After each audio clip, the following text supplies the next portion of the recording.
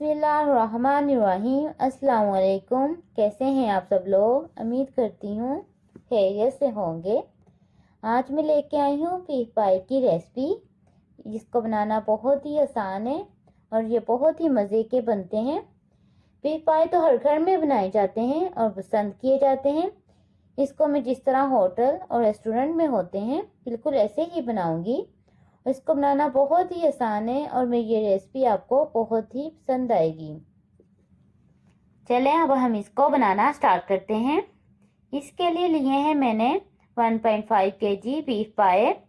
इनको मैंने 2 टेबलस्पून सिरका और थोड़ा सा नमक लगा के भिगो के रख दिया था पानी में, ताकि इसकी स्मेल ख़त्म हो जाए। फिर मैंने इसको अच्छी तरह से पानी से साफ़ कर लिया है, धो लिया है।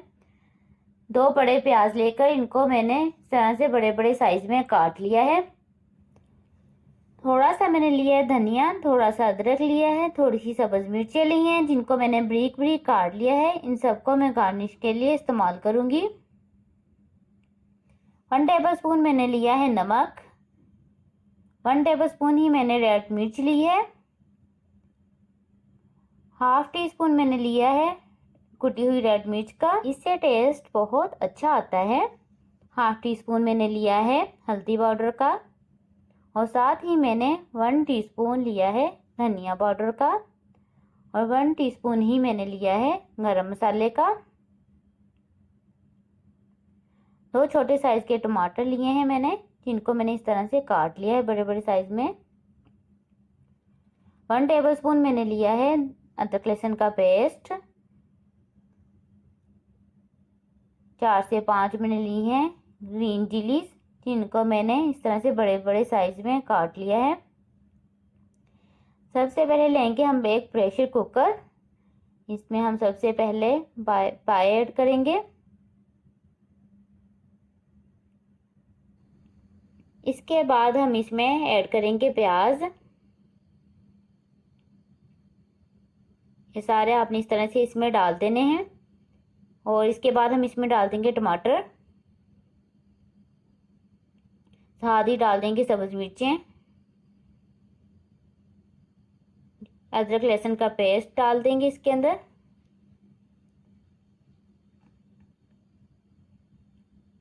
और इसमें साथ ही डाल देंगे रेड मिर्च, कुटी हुई रेड मिर्च,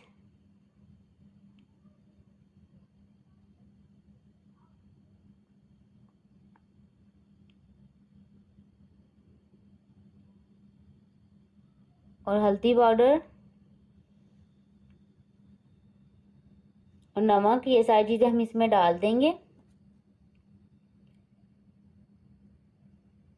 आपने बस इसमें धनिया पाउडर और गरम मसाला नहीं डालना है, इसके अलावा आपने सारे मसाले ऐड कर देने हैं। इसको हम बाद में डालेंगे, इससे इसका सालन का टेस्ट बहुत ही अच्छा आता है। अब हम इसमें डालेंगे पानी। पानी इसमें मैंने डाला है 9 से 10 गिलास डाले हैं। इसको अच्छी तरह से पानी डाल देंगे इसके ऊपर तक, ताकि हमारा सालन नीचे ना लगे। को अच्छी तरह से मिक्स कर देंगे इन सब चीज़ों को।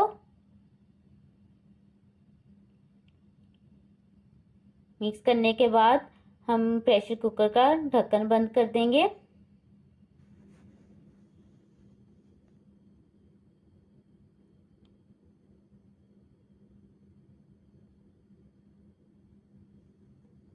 ढक्कन को मैंने अच्छी तरह से बंद कर दिया है और इसको वेट लगा दिया है। देखते हैं ये कितनी देर में बन के रेडी होते हैं।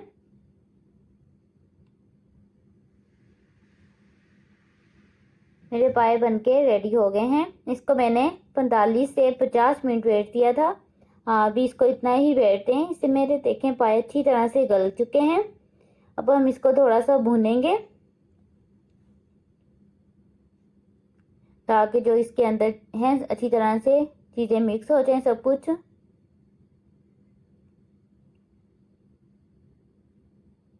ये देखें माशाल्लाह से बहुत अच्छे से गल चुके हैं पाए।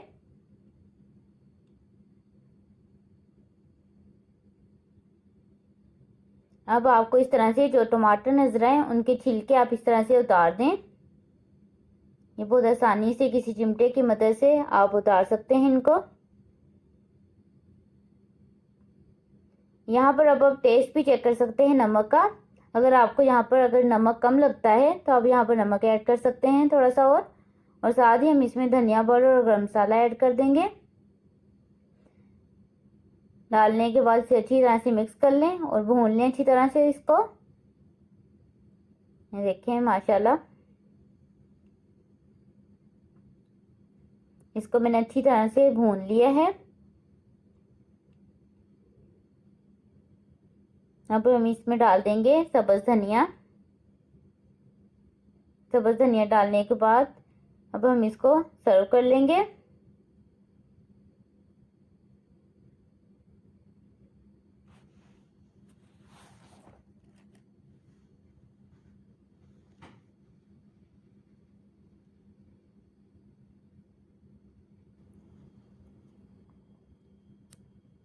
माशाल्लाह से बहुत ही मज़े के पाए हमारे बनके रेडी हैं।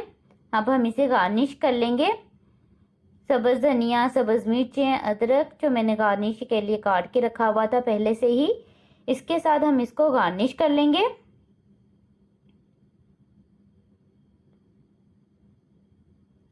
बहुत ही प्यारी लुक आ गई है इसकी।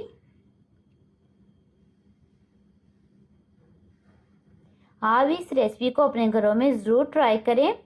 इसको बच्चे बड़े सब बहुत ही पसंद करते हैं।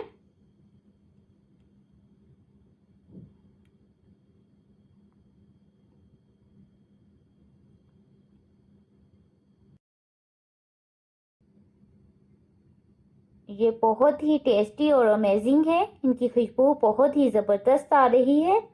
आप इन्हें खाएं नान और रोटी के साथ, बहुत ही मज़ा आएगा आपको। अगर मेरी ये रेसिपी अच्छी लगती है तो इसे लाइक करें और इसे ज़्यादा से ज़्यादा शेयर करें और मेरे चैनल को सब्सक्राइब करना मत भूलें। साथ ही बनी हुई घंटी के निशान को ज़रूर प्रेस कर दें ताकि मेरी आने वाली हर नई रेसिपी की अपडेट सबसे पहले आपको मिल सके और ये बिल्कुल फ्री है। मिलते हैं अगली रेसिपी में, तब तक के लिए मुझे इजाज़त दें। अल्लाह हाफिज़। दुआओं में याद रखिएगा।